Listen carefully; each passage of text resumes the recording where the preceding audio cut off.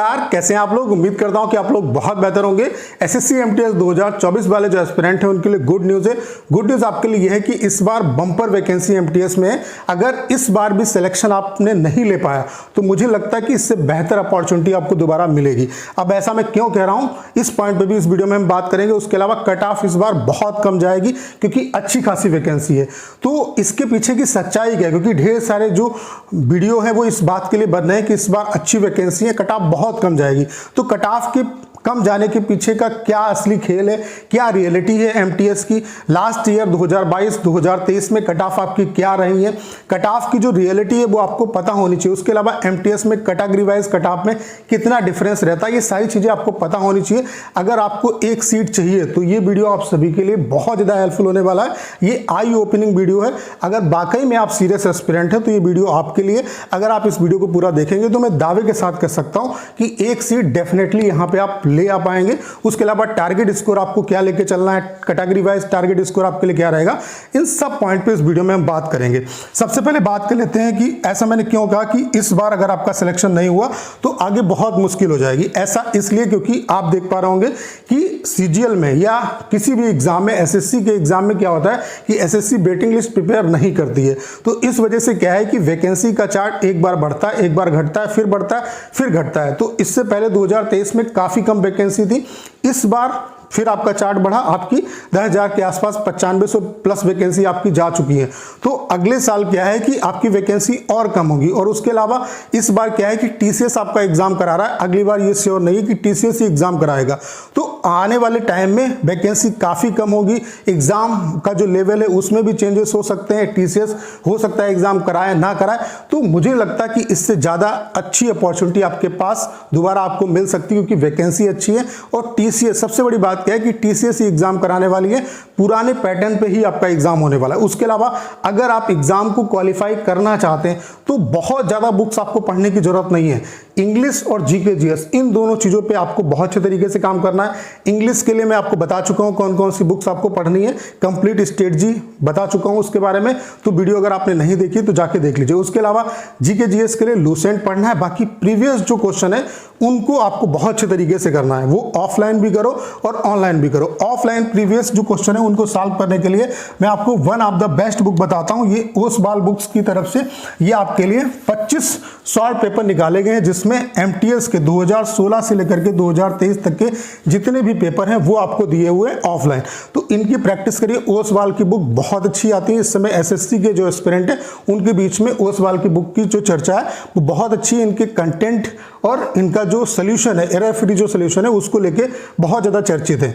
यहाँ पे इस बुक की जो खासियत है वो क्या है कि यहाँ पे बहुत अच्छे तरीके से चीजों को एक्सप्लेन किया गया। उसके अलावा सारे सेट वाइज आपको जो प्रीवियस पेपर है वो दिए हुए हैं। जैसे आप देख सकते हैं जैसे कि एमटीएस 2023 के शिफ्ट 1 का पेपर, शिफ्ट 2, शिफ्ट 3, इस तरीके से सारे पेपर आपको दिए हुए हैं। आपको प्रीवियस पेपर लगाने ऑफलाइन भी लगाओ और ऑनलाइन भी लगाओ। तो ऑफलाइन के लिए ये one of the best book है। इस बुक की खासियत क्या है कि यहाँ पे जैसे जितने भी आपके सब्जेक्ट हैं उसमें सब्जेक्ट में जो आपके जितने भी टॉपिक हैं, टॉपिक वाइज उनका वेटेज क्या है वो अच्छे तरीके से बताया गया। जैसे इंग्लिश में क्या है कि वोकेबुलरी सेक्शन में ये चूंकि सिलेबस आपको अच्छे तरीके से पता होना चाहिए। सिलेबस ढेर सारे जो एस्पिरेंट हैं उनको सिलेबस नहीं पता होता। जैसे कि यहाँ पे आप देख सकते हैं पैरा जंबल से एक भी क्वेश्चन आपका नहीं आता है। आर्टिकल एक्टिव पैसिव से आपका यहाँ पे क्वेश्चन नहीं आता है। डायरेक्ट इनडायरेक्ट से आपका क्वेश्चन नहीं आता है। ये सेगमेंट से आपके इंग्लिश में क्वेश्चन आते हैं। तो उसका कंप्लीट टॉपिक वाइज वेटेज दिया हुआ है कि कितने कितने क्वेश्चन आपके आते हैं। उसके अलावा आप देख सकते हैं यहाँ पे जो इनका इस तरीके से जैसे ये पेपर दिया हुआ है, इस तरीके से पूरा पेपर है। उसके अलावा इनका जो सोल्यूशन है वो बहुत अच्छा है। तो सोल्यूशन भी आप देख सकते हैं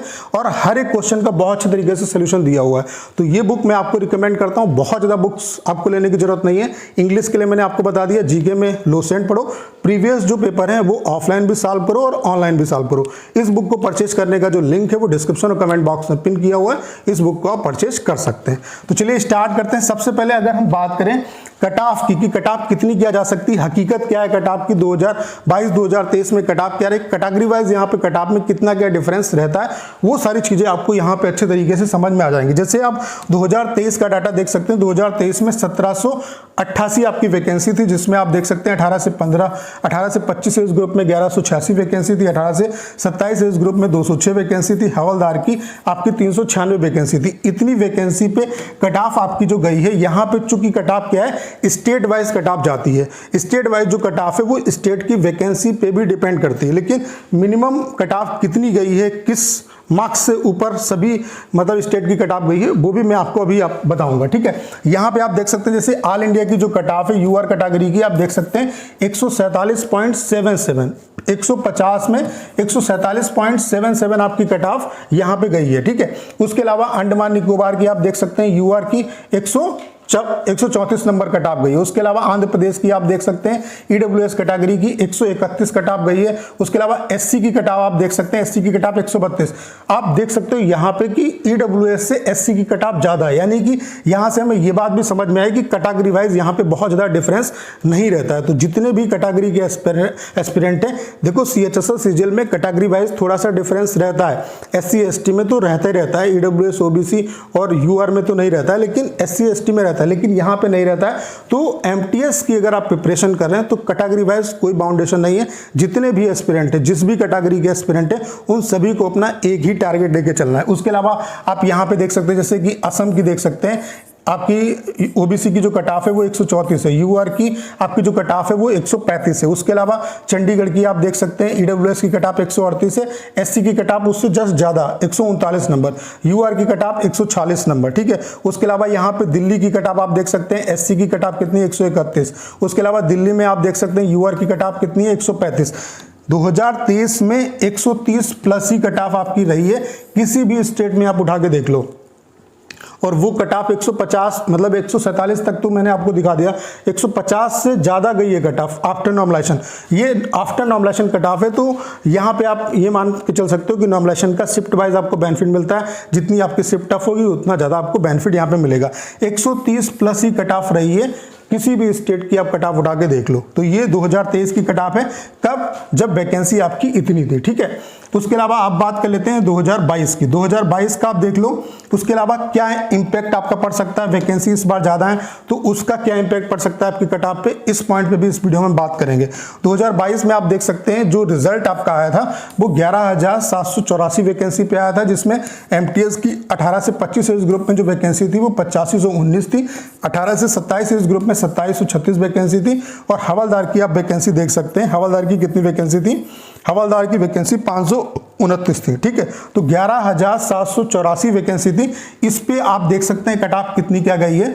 तो यहां पे आप देख सकते हैं जैसे चंडीगढ़ की कट ऑफ है, एससी कैटेगरी की 132 गई है, चंडीगढ़ की एसटी की कट ऑफ 126 गई है, ओबीसी की कट ऑफ 131 गई है, ऐसे ही यूआर की कट ऑफ 135 गई है। ऐसे आप देख सकते हैं हरियाणा की एससी की कट ऑफ 126, एसटी की कट ऑफ 121, ओबीसी की कट ऑफ 128, यूआर की कट ऑफ 130। ऐसे ही आप देख सकते हैं हिमाचल प्रदेश की अगर देखें तो हिमाचल प्रदेश में आप देख सकते हैं यूआर की कट ऑफ 128। तो यहां पर भी कट ऑफ 120 प्लस ही आपकी रही है, मिनिमम कट ऑफ मतलब 120 प्लस ही आपकी कट ऑफ गई है।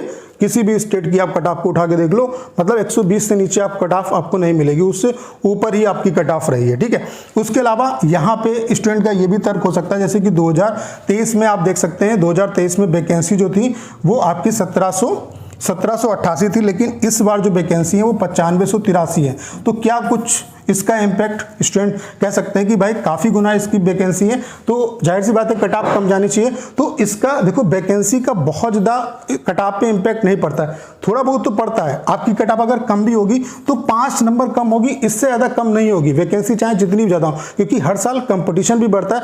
उसके अलावा ये जो कट ऑफ है वो डिपेंड इस बात पे भी करेगी कि आपका जो एग्जाम का लेवल है वो कैसा आता है। ठीक है, तो कट ऑफ ऐसा नहीं कि वैकेंसी इतनी है तो कट ऑफ बहुत ज्यादा डिग्री चली जाएगी। तो यहाँ पे आप देख सकते हैं कि 2023 में 130 प्लस आपकी कट ऑफ रही है किसी भी स्टेट की, 2022 में 120 प्लस कट ऑफ रही है किसी भी स्टेट की। तो इसके हिसाब से आपका टारगेट जो स्कोर है वो क्या रहना चाहिए, आप यहां से समझ गए होंगे कि कैटेगरी वाइज भी बहुत ज्यादा यहां पे डिफरेंस नहीं रहता, तो सेम आपको टारगेट स्कोर लेके चलना पड़ेगा। ठीक है, उसके अलावा यहां पे अगर आपको सिलेक्शन वाकई में लेना है तो सबसे पहले आपको फोकस करना होगा सेशन 2 पे, क्योंकि सेशन 2 के बेस पे ही आपका सिलेक्शन होगा, जिसमें आपका इंग्लिश आएगा और जीके जीएस आएगा। जाएगा। उसके लिए मैं आपको बता चुका हूँ क्या क्या आपको पढ़ना है। प्रीवियस जो क्वेश्चन है उनको बहुत अच्छे तरीके से आपको तैयार करना है, ऑफलाइन भी उनकी प्रैक्टिस करनी है और ऑनलाइन भी करनी है। अगर आप सिलेक्शन लेना चाहते हैं तो चाहे आप किसी भी कैटेगरी से UR, OBC, EWS या SC, ST किसी भी अगर आप कैटेगरी से हैं तो आप 130 नंबर का टारगेट लेके चलो सेशन 2 का। बाकी सेशन 1 में भी अपना मैक्सिमम करके आना है। सेशन 1 को बहुत ज़्यादा सीरियसली लेने की जरूरत नहीं है, लेकिन ऐसा नहीं कि आप क्वेश्चन छोड़ के चले आओ, क्योंकि इसकी भी इंपॉर्टेंस रहती है जब टाई केसेस आपका रहता है। तो जो भी क्वेश्चन आपको आते हैं उन्हें आप जरूर करके आओ। बाकी जो प्रिपरेशन कर रहे हो उससे आपकी प्रिपरेशन हो जाएगी, आपको उसके लिए एक्स्ट्रा जो एफर्ट है वो लगाने की जरूरत नहीं है। प्रीवियस क्वेश्चन अगर सॉल्व करना चाहते हैं तो कर लीजिए, बाकी आप सेशन 2 पे फोकस करिए, इंग्लिश और GK GS पे, उसको आपको बहुत अच्छे तरीके से करना है। और आप जो प्रीवियस जो क्वेश्चन है वो तैयार कर रहे हो तो उसमें आप इसी सेक्शन पे भी काम कर सकते हो, मैथ और रीजनिंग को आप स्किप भी कर सकते हो। तो 130 का आप टारगेट लेके चलो, तभी कहीं ना कहीं एक सीट यहाँ पे आपको मिल पाएगी। जब 130 नंबर का टारगेट लेके चलोगे तब 120, 125 इस तरीके से नंबर आ पाएंगे और वो नॉर्मलाइजेशन के बाद आपका स्कोर 130 प्लस पहुंच जाएगा। तो इस कंडीशन में क्या होगा, जब आपके मैक्सिमम नंबर होंगे तो आपको अपना जो स्टेट है, चूंकि यहाँ पे स्टेट प्रेफरेंस आपसे भरा जाता है तो आपको अपना मनचाहा स्टेट मिलेगा। उसके अलावा जब नंबर आपके अच्छे होंगे तो डिपार्टमेंट भी जो आपको मिलता है वो कहीं ना कहीं नंबर के बेसिस पे मिलता है, तो आपको बेस्ट से बेस्ट डिपार्टमेंट भी मिलेगा। तो अगर वाकई में यहाँ पे एक सीट चाहते हो तो 130 नंबर का टारगेट लेके चलो, अच्छे तरीके से प्रिपरेशन करना अभी से स्टार्ट कर दो। बहुत जल्द, जितना जल्द हो सके उतना जल्द अपने जितने भी डाउट हैं उन्हें आप कंप्लीट कर लो, क्लियर कर लो। उसके अलावा सिलेबस अपना कंप्लीट कर लो और प्रैक्टिस पे चले जाओ। और एक ही मॉक टेस्ट पे आपको रिलाई नहीं करना है, कम से कम 2 से 3 प्लेटफॉर्म पे आपको मॉक टेस्ट देने। बाकी प्रीवियस जो क्वेश्चन है उनको आपको अच्छे तरीके से कवर करना है, क्योंकि आपका जो एग्जाम है इस बार आपके लिए अच्छी अपॉर्चुनिटी कि TCS एग्जाम कराने वाला है। तो पुराने जिस तरीके से पैटर्न से आपका एग्जाम हो रहा था वैसे ही होगा। प्रीवियस ईयर क्वेश्चन की बहुत ज़्यादा इंपॉर्टेंस है। तो ये जो बुक मैं आपको रिकमेंड कर रहा हूँ ये one of the best book है, इसे आप परचेज कर सकते हैं। इसका जो लिंक है वो डिस्क्रिप्शन और कमेंट बॉक्स में पिन किया हुआ। उम्मीद करता हूँ सारी जानकारी आप बहुत अच्छे तरीके से समझ पाए होंगे। करना क्या है, इस वीडियो को शेयर करना है। उसके अलावा अगर आप चैनल पर नए हैं और आपने अभी तक इसे सब्सक्राइब नहीं किया है तो प्लीज चैनल को सब्सक्राइब करना मत भूलिएगा।